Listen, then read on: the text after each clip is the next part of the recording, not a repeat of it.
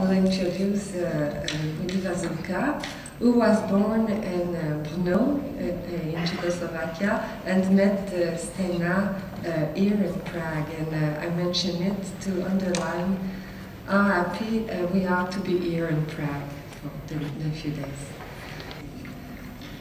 After film school of Prague, I kind of, with help of Stena, my wife, which I married in Prague, moved to the United States. That was a special time, and let me rather, we first compliment the work we have seen, because it summarizes basically first period, and perhaps even the latest periods of exploration of electronic image. This is brilliant. But anyway, we, both of us, the Stena, who was trained to be a violinist, a soloist, we kind of found New York such an interesting place when every medium, especially the electronic medium, electronic media have exploded.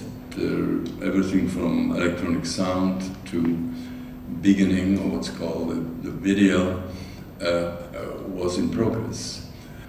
At the time I was working in film, and with the help of Alexander Hammerschmidt, the avant-garde, the first avant-garde, at the last stages I was working with the 70mm film for exhibits.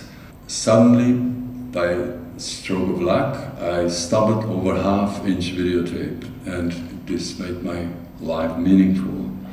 So since day one, I understood that the audio synthesis and video have certain affinity through its identical material, like the audio produces. It is clear from the day one that art and technology is extraordinary related.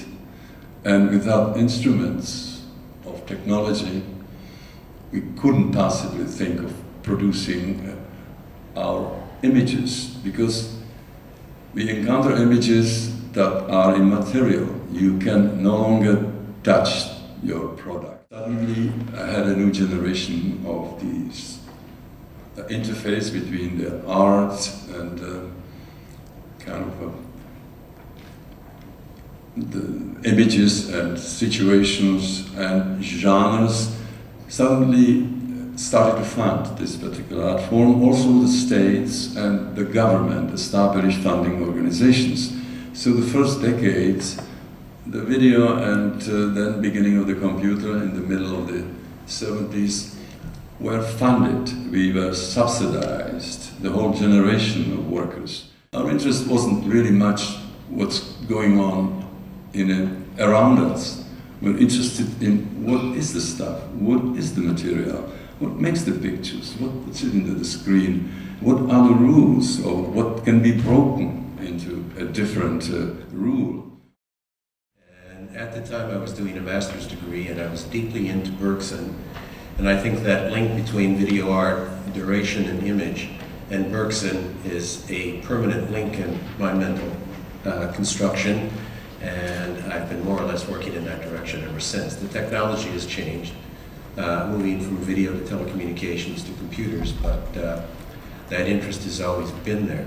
In '71, I showed a lot of videotape, most of it coming from Woody and Stena in the kitchen, some of which I lost, which they never forgave me for. But I did find it. I found it years and years later. But anyway, during that period of time, I showed a lot of video art and invited a lot of video artists to present their work, which was a new thing in Paris. Nobody had ever seen that. At the end of that time, in 1996, I left the diplomatic service, once again thanks to Namjoon Pike, who actually managed to get me a grant from the Rockefeller Foundation, which I did not ask for, but he gave it to me.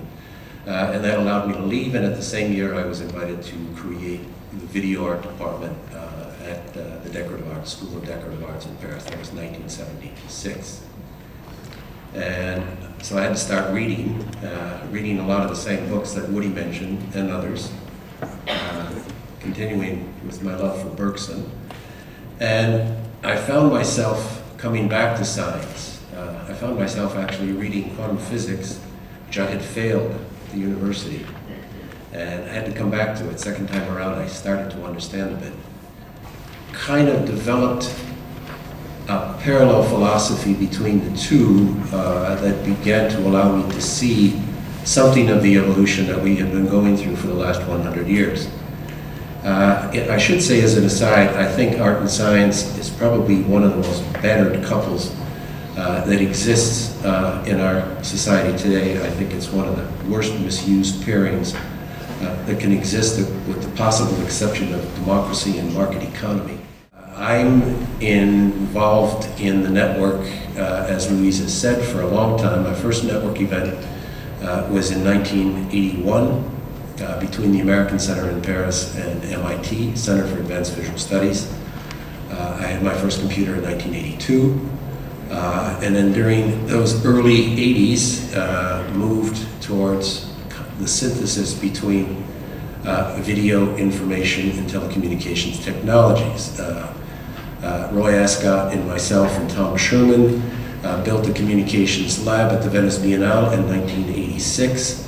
And at that point, I had switched completely to computer technology and had a Macintosh network, I think between 5 cities, that took about 10 minutes to transmit a 50K image, but we got an image. And from that point on, I more or less stayed with that technology and developed as the bandwidth grew and as the technology improved and as we could become more and more sophisticated in exchange in real time. Real time always being a very important thing for me.